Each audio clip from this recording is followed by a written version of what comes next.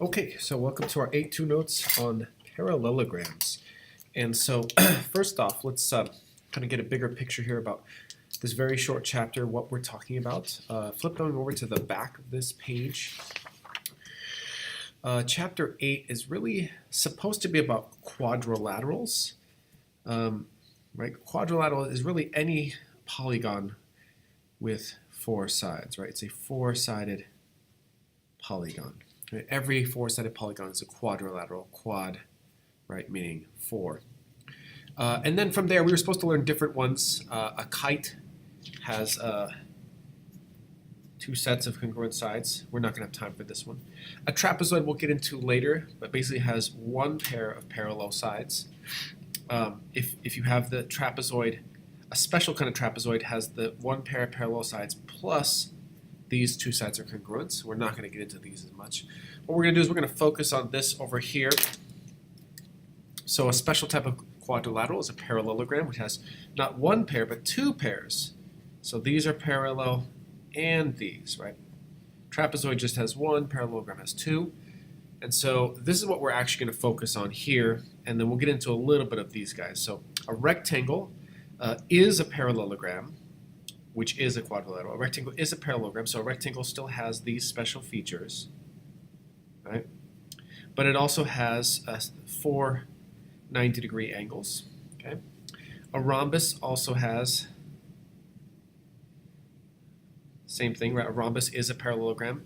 What's different about a rhombus is that a rhombus has four congruent sides, right? So these are both special parallelograms, and in fact, if you combine these two special features, maybe I'll put this in green.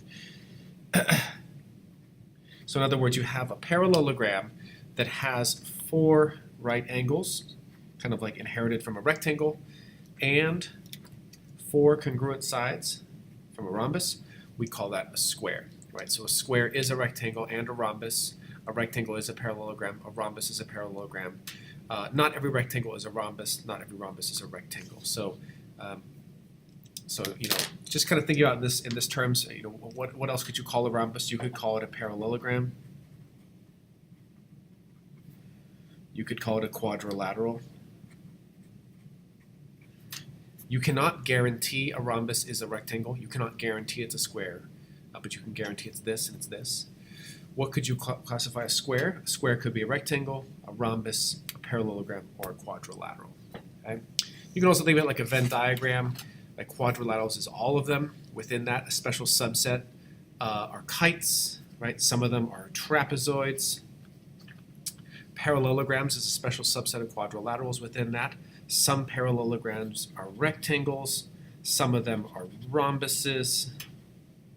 And then, you know, something that is a rectangle and a rhombus is a square. So, I mean, it helps you to think of it like that. You could see, again, that if something is a rectangle, you're not guaranteed it's a square. You're not guaranteed it's a rhombus. It might be. But if you're a rectangle, you're guaranteed to be a parallelogram. And you're guaranteed to be in this quadrilateral bubble. Okay, but so that's just kind of a brief overview. Again, mostly this chapter we're dealing with quadrilaterals, focusing on these and especially on parallelograms. Well, you know, besides the definition of two parallel sides, what's special about them? What special features do they have? And so, to figure this out, we're going to go to this website here. You can go yourself or just look. So here's a parallelogram. And again, this is not a proof, but we're just kind of demonstrating what are some of the special features. I can move stuff around. Again, notice how I have two pairs of parallel sides. And so, I mean, it might actually help to just go to that website.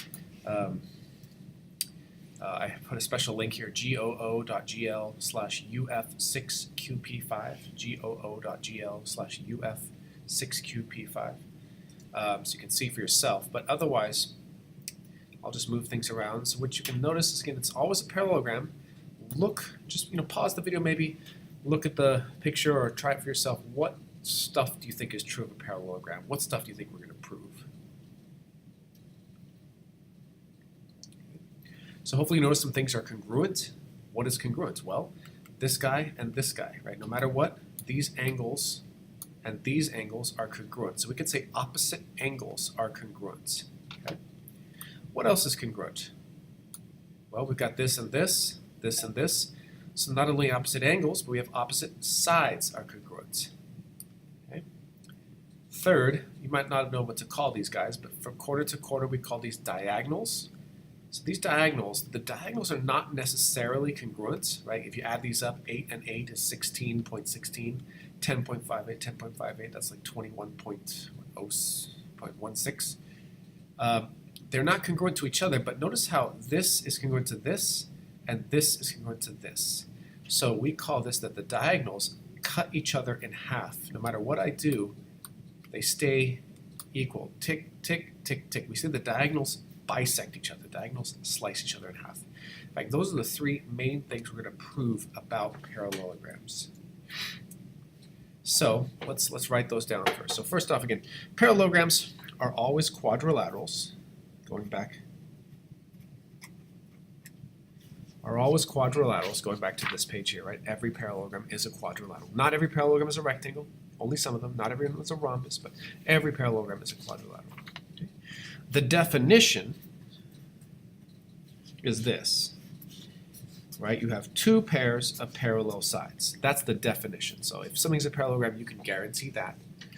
And then what is the stuff that we saw here? Opposite angles are congruent. So arc, arc,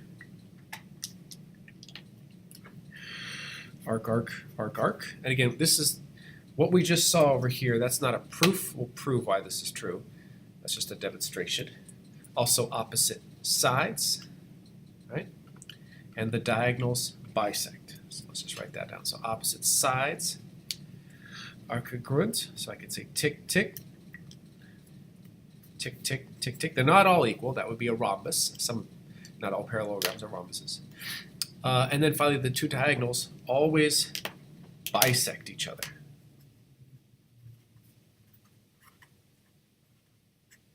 So again, diagonal goes from this corner to this corner, this corner to this corner. And so again, they're not equal to each other necessarily. That's a rectangle, but they cut each other in half. So like 8 and 8 and 10 and 10 or whatever. And again, we'll prove this later. Finally, so these are the three kind of theorems you have to remember that we'll prove. Opposite angles congruent, opposite sides congruent, diagonals bisect each other. Finally, this is more just an idea. Because parallelograms are parallel, right? Because these are parallel, think about this. This is parallel lines. Think about this like a transversal. Think about like from chapter 3. If you have parallel lines cut by a transversal, remember we had like, alternate, interior angles are congruent, corresponding angles are congruent. But do you remember what we called these guys here? You can look here and see as well. No matter what, these guys are not congruent. I call these maybe consecutive angles or adjacent angles. But if you look, you've got like 110 and about 70. No matter what you do, they're not equal unless you make them 90 and 90. But you'll see they're always going to be, 120 and 60. They're always going to be supplementary. They're always going to equal 180 degrees if you add these two numbers up. And why is that? It's because you've got parallel lines cut by a transversal. These are same side interior or consecutive interior angles. Same side, supplementary. So any two adjacent angles or consecutive angles are supplementary. Right? Parallel lines, these are supplementary. Okay? So really these are the four things to remember. Opposite angles congruent, opposite sides congruent, diagonals bisect, same side interior or adjacent angles are supplementary. Okay, so let's do a few practice problems based on these things, and then we'll do a couple proofs, and that will be it. All right, so first off, given parallelogram, so again, we know it's a parallelogram, find the measure of angle S, T, and W. Okay, so which one are we going to apply here? Well, these are angles, and so I know that the opposite angles are congruent. Now, I haven't proven it yet, but let's just apply it for now. So we know that this is 112, so this is 112. Now what do I do here? I could add these all up for 360 and then divide by 2 because these are equal. Or again, I can just remember that any two adjacent angles, I've got the same side supplementary thing going on here. So I could just take 180 minus 112, right? Because again, parallelogram means that these are parallel lines. These are same side interior angles, So this must be 68, right? This must be 68 degrees. And if this is 68 degrees, opposite angles are congruent. This is also 68 degrees. All right, so opposite angles congruent, then I use adjacent angles or consecutive angles are supplementary, and then opposite angles are congruent. Okay, so let's find x, qr, and ps. So again, notice I'm not finding angles here, I'm finding sides. Actually, let me write this down here, what we used. So here we used opposite angles are congruent, right? Here, we're going to use the fact, and we haven't proved it yet, but we will soon, that opposite sides are congruent, okay? So if opposite sides are congruent, I can simply set these equal, right? These are simply equal, so are these. I don't care about these, though. So I can just say 2x plus 3 equals 3x minus 15. And then I can do my algebra. So I can subtract 2x from both sides.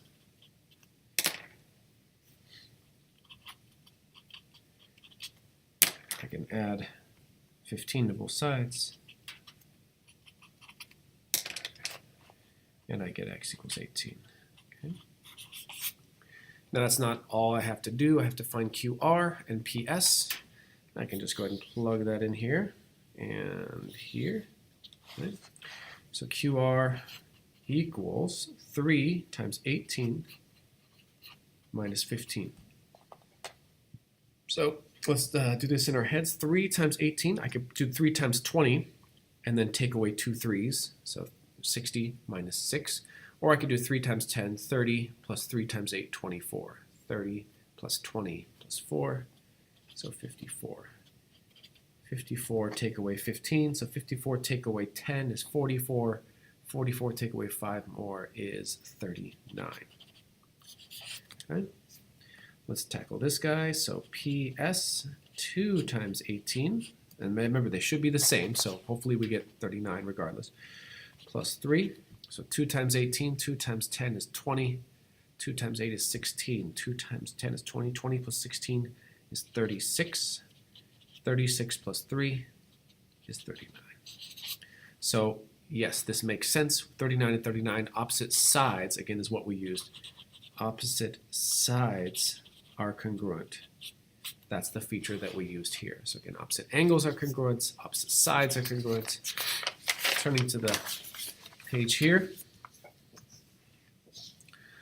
Okay, the other thing that we can do here is show that or use the fact that, again, these guys here are called things that go corner to corner. So this is not a side, right? BD and CA are called diagonals.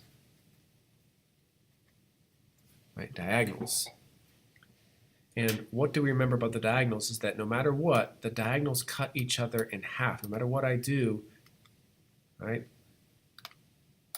This is equal to this is equal to this. We call the diagonals, they bisect each other. Okay?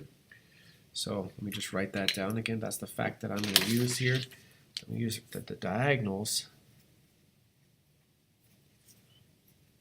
bisect each other. They cut each other in half. So what does that mean? It means that they're not equal to each other this way, but I can say that this is equal to this, and this is equal to this. So let's go ahead and write that down. X plus 1 equals y, and 2x equals 3y minus 7. Uh-oh. So now I've got x and y here, x and y here. I don't quite know what to do, but if you remember from Algebra 1, if you have two variables, you're kind of stuck if you have only one equation. But if you have two variables and two equations, we have something called a system of equations. And in Algebra 1, hopefully we learn 2 ways, maybe 3 ways to solve it. You can graph these two and see where they intersect. That's one way. You can also use elimination, where you line them up and then kind of get additive inverses and add them up so they eliminate. Or, in this case, the third way, which we'll use, is called substitution. Basically, you just isolate one of the variables in either one of these, and then just substitute it, right? The substitution property. So luckily for us, we already have that, right? Y is already isolated. We know that y equals x plus 1, right? So again, we can just use substitution, right? So I'm going to look at this equation and say, okay, I want to get rid of one of the variables. I can get rid of x or y, but since y is isolated, I'm going to get rid of y. So I'm going to rewrite this. 2x equals 3 times what is the value of y according to this equation. Y I can substitute as twins x plus 1 instead. Right? That's substitution. Y equals x plus 1, so I'm going to substitute x plus 1 here. And now look, I've eliminated, or I've gotten rid of, I've substituted this, so now I have only x's, and now I can just solve, right? So 2x, use distributive property, equals 3x plus 3 minus 7. Okay, I can combine like terms here, so 2x equals 3x minus 4. I could either subtract 3x on both sides. Sure, let's go ahead and do that actually. Subtract 3x on both sides. So I end up with a negative x equals negative 4. And then I'm just going to divide by negative 1. So x equals 4. Okay. So if x equals 4, how do I find y? But again, originally we related x and y. That's the nice thing. I can just go back, plug it in here. So 4 plus 1 equals y, right? 4 plus 1 equals y, so y equals 5. So from there, it's nice and easy. So let's see, what do we got? X plus 1, oops, so 4 plus 1, so BE, 4 plus 1, so BE is going to be 5. Y was also 5. Okay, and again, that makes sense. Tick, tick, tick, tick, they should be the same. And let's go ahead and plug in AE, 3y minus 7. 3 times 5 is 15. 3 times 5 is 15. 15 minus 7. What's 15 minus 7? That's 8. And then 2 times x. X is 4. 2 times 4, that's also 8. And again, tick, tick, these should also be the same. Okay, so again, what do we do here? We use the fact that the diagonals, corner to corner, bisect each other, cut each other in half. We set them equal. Now, it don't always have to do this, but in this case we had to. We had two equations, two different variables, so we used substitution. We isolate a variable. We didn't have to, it was just isolated. And we plugged it in here. And so now we have only one variable. We solve, plug it back in over here, and you can get the other one. Okay, so we're going to skip this one for now and come back and maybe do it later. And so I'd like to finish by just doing one of the proofs, right? So again, this section is about parallelograms. And so again, parallelograms, the definition is two pairs of parallel sides. Here are the special features: opposite angles congruent, opposite sides congruent, diagonals bisect. We kind of use them in these problems here, but we didn't actually prove why that is true. And so I'd like to finish by just doing one proof about why that is true. So we want to show that if something's a parallelogram, then opposite sides are congruent. This is just one of them. There made 3, right?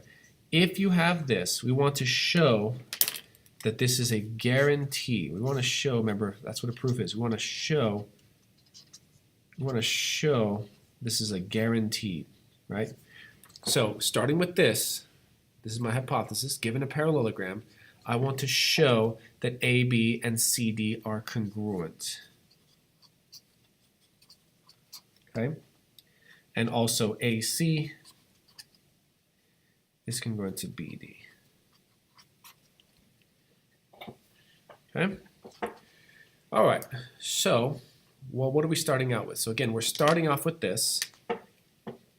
Starting off with the fact that it's a parallelogram, and then we want to show opposite sides congruent. So this is going to be, I'm sorry. I'm tired. I want to prove that AB is not parallel. That's the given. I want to prove that AB is congruent. Excuse me. Right, congruent. So I can't mark it yet. I'm trying to prove why that's true. Okay. So starting off, that's going to be my finish line over here. Starting off, I'm starting with all I know is that ABCD is a parallelogram. Okay. So again, with the proof, you can't jump ahead and just say, okay, well then, therefore, the opposite sides are congruent. No, that's what you're trying to show. You can use any of the other stuff, right? You can use any of the other stuff we know here. You can use opposite angles congruent, diagonals bisect. You could use this one here. You can use the definition. You just can't use what we're trying to show. Opposite sides are congruent. So what I like to do is I like to start off with the definition. What is the definition of a parallelogram? It's that the opposite sides are parallel, not congruent. They're parallel. So let's go ahead and mark that. Parallel, parallel, right? That's what it means to be a parallelogram. Okay, so let's just write that down. AB is parallel to CD, and AC is parallel to BD. Right, that's the definition of a parallelogram, right? Again, it follows, given a parallelogram, so we could say, therefore, what does it mean to be a parallelogram? You can't swap these. You establish parallelogram, then we use it. Cool. But how do we go from this to showing that these are equal? Again, in math, oftentimes what we can do with a hard problem is break it into easier parts. And so I'm not very good with quadrilaterals, but we are pretty darn good at dealing with triangles. So what we can do is take this, and let's maybe take and draw a diagonal. It could be either here or here. Let's go ahead and slice this. Because remember, if we could prove these triangles congruent, then we could say these are congruent and these are congruent because corresponding parts of congruent triangles are congruent. So let's see if we can do that. Can we prove that these two triangles are congruent? So again, if you want to pause the video and see if you can finish the proof on your own, show, given a parallelogram, that opposite sides are congruent. Great. Not just wait a second. Okay, so how would you do this? First off, hopefully you remember that CB from this triangle here is congruent to CB from this triangle here, so we can use our friend the reflexive property. CB is congruent to CB, reflexive property. Tick. Okay, now this is hard. Remember, we wouldn't have this if we didn't have a parallelogram. This would be not true if we didn't have a parallelogram. But because these are parallel, remember what you have is you have parallel lines. It helps me to see it. Extend out this guy, cut by a transversal. So again, because these are parallel, remember these are alternate interior angles. So you could say arc, arc.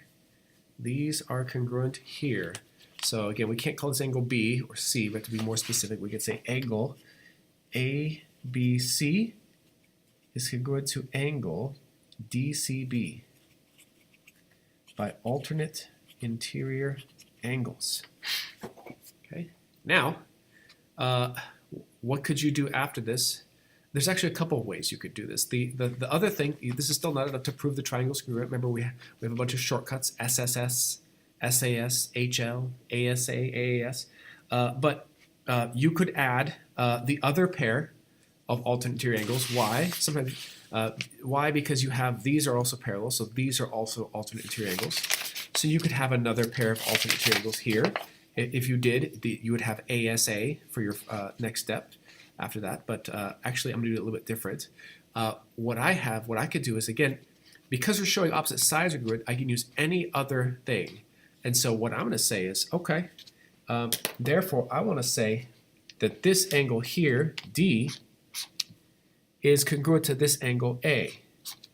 Why is that? Well, this is a parallelogram. What do we know about parallelograms? You can use anything besides this. We know that in a parallelogram, opposite angles are congruent. And so you can use that fact as well. So I could say angle D, and it's not it's unambiguous, so I could just say angle D is congruent to angle A. Why? Because opposite angles are congruent in I'll just draw in a parallelogram. Okay? And again, this is not the only way. You could have added these alternate interior angles and got an ASA. But if we do this, I just want to illustrate you can use this as well. And so if we trace our pen, what do we have? SSS, SAS, HL, no, not HL. It's not a right angle. We have angle, angle, side. Angle, angle, side. So we can say that triangle ABC, right? ABC is congruent to triangle DCB. Right, by angle, angle, side. And once we're done with that, I should have had another step here. Oops. Again, we're trying to show that opposite sides are congruent. Now that we've shown the triangle's congruent, now we could say that AB, tick tick, is congruent to CD, tick tick. And we could say that AC, tick tick tick, is congruent to BD, tick tick tick. Right now we could say, because corresponding parts of congruent triangles are congruent, I just showed these triangles congruent, so I could say step 7, AB is congruent to CD, and AC is congruent to BD. Why? Because corresponding parts of congruent triangles are congruent. And again, that's a proof, right? You can't say the sides are congruent because opposite sides are congruent. That's what we're trying to prove. You have to use any other method, and we broke it into triangles. We used the fact that they were parallel. We used a different property. We used congruent triangles, and then finally CPCTC. Okay, so that's the way our proofs are going to go, but that should be enough to get us started on our homework.